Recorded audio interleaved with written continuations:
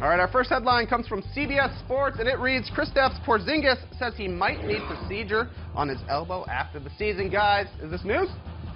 Oh, don't do this to Knicks fans. You can't do this to Jesus Amaro or Worldwide Wob or Will Leitch. You can't do this to Knicks fans. The start has been too great for Kristaps Porzingis. It just seems out of this world. This guy's an MVP candidate. Yeah.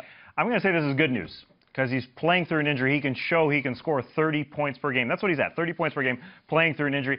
Well, he didn't play last night. Yeah, as long as it's not too serious, because it sure seems like, because guys can play with it. Yeah. As long as he's not out for an extended period of time, and he says he can put it off, it doesn't sound too serious to me, and it sounds like he's big, strong, and tough, and can play through it. So I think it's a good sign.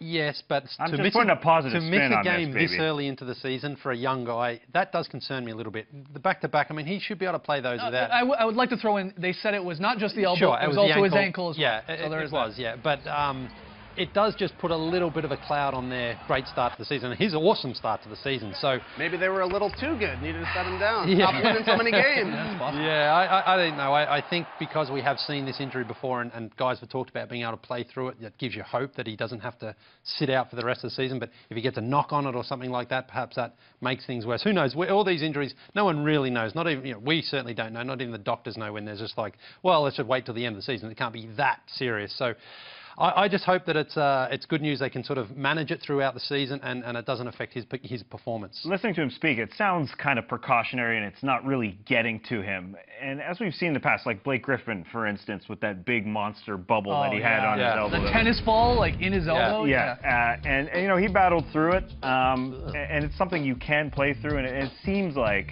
anyway, that Kristaps can play. Well, he battled through it, but then, you know, there was a staph infection, and he did miss time because Blake did back in, 2015, I guess it was that season. Kyle Lowry, remember, in 2016, near the end of that year, you know, he had said he banged his arm up or his elbow up in January.